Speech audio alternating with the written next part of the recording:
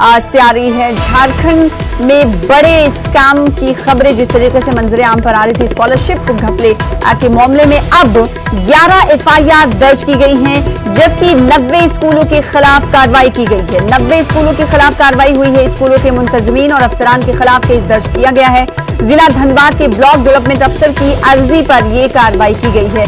SSP Dhanbad ने यह बयान दिया है। अब तक की जांच की बुनियाद पर एफआईआर दर्ज की गई है। तो इस वक्त की बड़ी खबर आपको दे रहे हैं। न्यूज 18 उर्दू ने इस घपले का सबसे पहले इंकशाफ किया था। न्यूज 18 उर्दू ने इस घपले के हवाले से, इस स्कैम के हवाले से आधा घंटे का खुसूसी बुलेटिन नश्र किया था और सरकार से सवाल किए थे, जिसके बाद कई जगह से रिपोर्टें सामने आई। अब 11 एफआईआर दर्ज कर लिए गए हैं। 90 स्कूलों के खिलाफ कार्रवाई की खबरें हैं। स्कूलों के मुंतजमीन और अफसरान के खिलाफ भी केस दर्ज कर लिया गया है। इस खबर पर बातचीत करेंगे हमारे साथ अफजल अनीस साहब, जो कि समाजी कारकुन हैं, जुड़ रहे हैं। आपका इस्तकबाल करते हैं, वक्त देने के लिए शुक्रिया। झारखंड में स्कॉलरशिप घपला मामला काफी सुर्खियों में रहा है। अफजल अनीस साहब, ऐसे में सरकार की इस कार्रवाई को आप किस तरह से देखते हैं? नहीं, मैंने पहले भी कहा है कि हमारे माननीय मुख्यमंत्री जी ने जिस तरह बहुत ही तेजी से इस पे कार्रवाई करते हुए जांच का आदेश दिया गया है और एंटी करप्शन ब्यूरो जांच कर रही है इस केस का, और सीबीआई भी अब इसमें इन्वॉल्व हो गई है।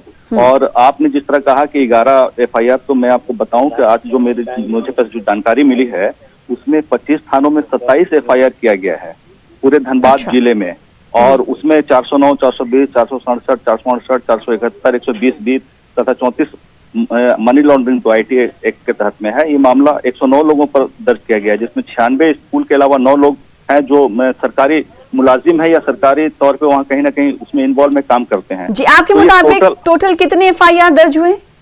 ये 25 थानों में 27 एफआईआर दर्ज है।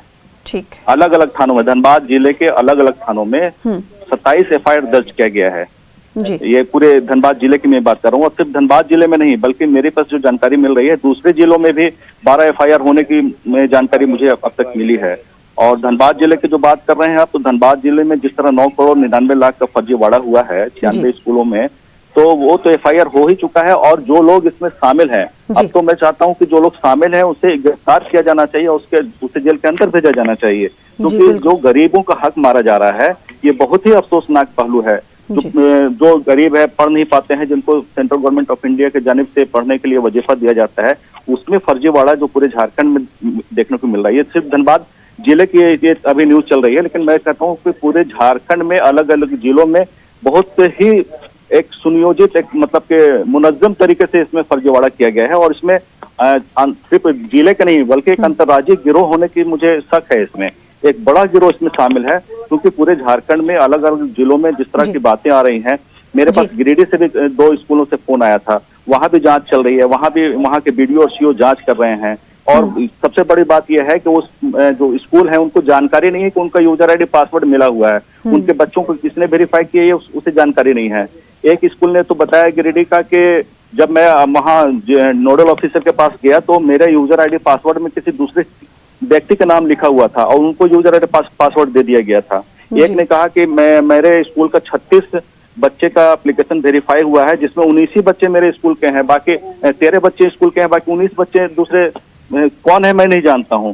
तो ये एक बड़े पैमाने पे फर्जीवाड़ा हुआ है। और मैं तो देख रहा हूं कि बहुत सारे ख्वातीन हैं, उनका फॉर्म भर दिया गया है जो घर में रहती हैं, बहुत सारे ऐसी लड़कियां हैं जिनका मैरिज हो गया है, उनका फॉर्म भर दिया गया है।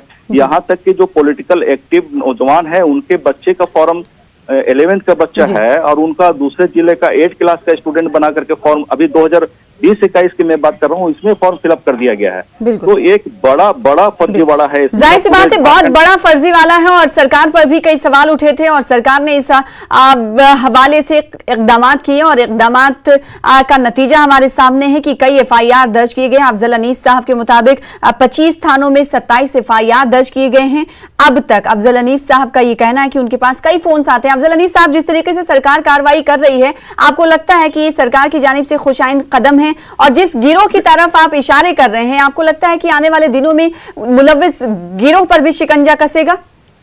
बिल्कुल, मैं मुतमईन हूँ और मैं फिर शुक्रिया अदा करता हूँ जिला प्रशासन का भी, जिस तरह धनबाद डीसी जनाब उमा शंकर जी ने बहुत ही तेजी से इस पे एफआईआर करते हुए कार्रवाई की है। और उन्होंने जो जांच का जिम्मा 4 सदस्यीय जांच टीम बनाई थी और उस टीम ने 1 हफ्ते के अंदर जो जांच रिपोर्ट दिया है उसमें यह 9 करोड़ 99 लाख रुपए का फर्जीवाड़ा हुआ है। तो मैं तो मुबारकबाद देता हूं प्रशासन को भी और हमारे माननीय मुख्यमंत्री जी का भी, जो इसमें अभी सीआईडी जांच का भी आदेश दे दिया गया है। और मुझे लग रहा है कि जो लोग इसमें शामिल हैं, एक तो नाम आ रहा है, बड़े बड़े लोगों का भी इसमें नाम आ रहा है। जो ऑफिस स्टाफ है, नोडल ऑफिसर के, उनके जो लिपिक है विनोद पासवान जी, उनको बर्खास्त करने का अनुशंसा किया गया है स्टेट गवर्नमेंट को। उसमें ही एक काम करने वाले कंप्यूटर ऑपरेटर हैं, कोई मंडल जी हैं, उनको भी बर्खास्त करने का अनुशंसा किया गया है। और जिला कल्याण पदाधिकारी के ऊपर भी अनुशंसा किया गया है कि उस पर भी विभागीय कार्रवाई हो, क्योंकि जो नोडल ऑफिसर है जिला कल्याण पदाधिकारी, उनका भी इसमें नाम आ रहा है। और सबसे बड़ी बात यह है कि स्टेट के एक राज्य स्तरीय नेता जो किसी पार्टी से बिलोंग करते हैं, उनका भी इस केस में नाम है। तो बड़े बड़े लोग हैं जी। तो कई बड़े लोगों पर गाज गिरने वाली है, ऐसा कहा जा सकता है। जिस तरीके से सरकार हरकत में देखी जाती है, सवाल ये उठता है कि आखिर ऐसी रियासतों में इस तरह के स्कैम कैसे मंजरे आम पर आ जाते हैं। इतनी बड़ी धांधली हो रही होती है और सरकार का उसको पता नहीं होता है। लेकिन सरकार ने इस हवाले से इकदाम किए, जिसका अफजल अनीस साहब भी कह रहे थे कि वो मुबारकबाद के मुस्तहिक है। बेहद शुक्रिया हमारे साथ अफजल अनीस साहब जुड़ने के लिए, वक्त देने के लिए। फिलहाल